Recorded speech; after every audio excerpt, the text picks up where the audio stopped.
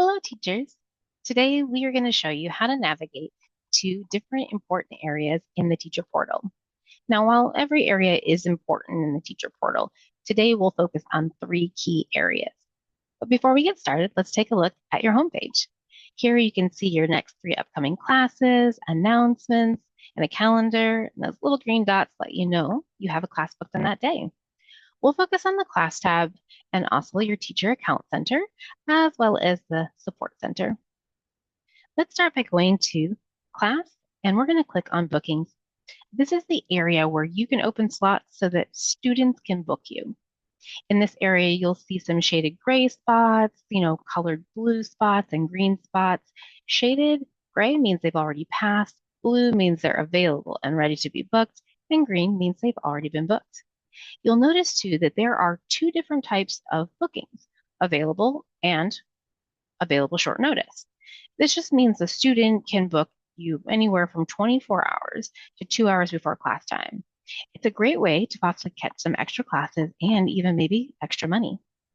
When you want to open a slot, find a white box, make sure that this is the time zone and time you want to book.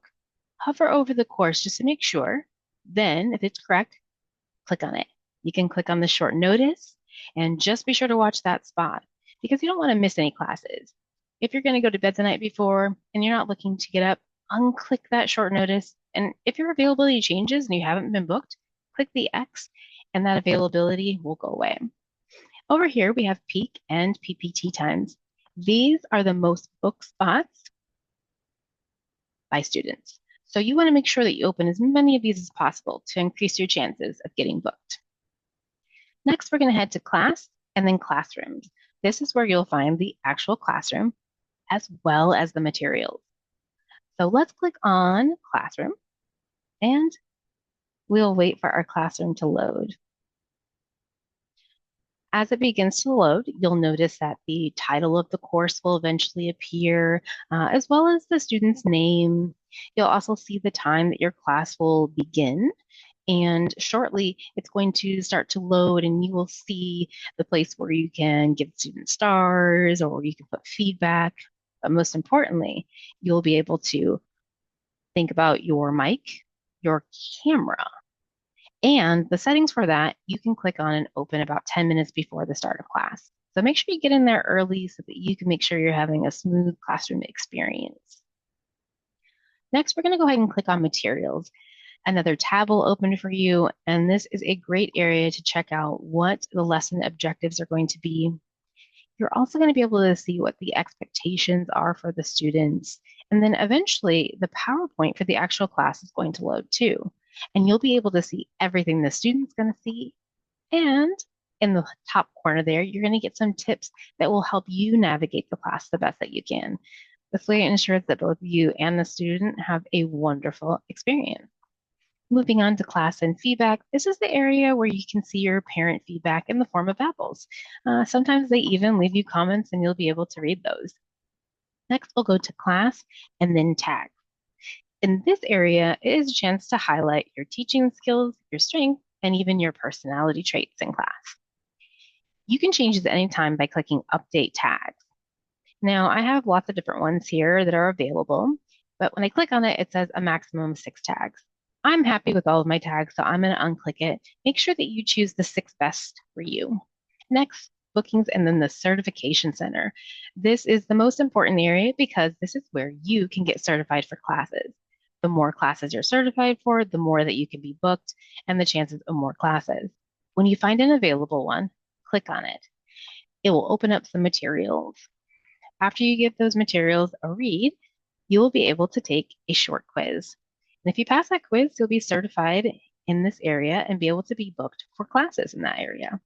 The best part is that once you are booked in those, you can even come back to these materials and reread them so you can remember what that class is all about and everything that you would need in order to teach well. All right, let's head over to the Teacher Account Center. This is all of your information. The most important part in this account information, though, is the time zone. You want to make sure, one, that it is correct. And if you ever go on vacation, you can change that time zone too. This will help ensure that you're not going to miss any classes. Here, is just where your course certifications are that you have, and you can see those at any time. Receipt information is going to let you know about how you can get paid and even show you how you've been paid in the past. The tax form, very important. Make sure that all that information is in fact correct. We get our 1099s in two different ways, one either by hard copy or electronic. If you want electronic, you're going to click the top button and then you'll click OK. You do need to do this per tax season, and if you forget, you'll just get a hard copy mailed to your address on file.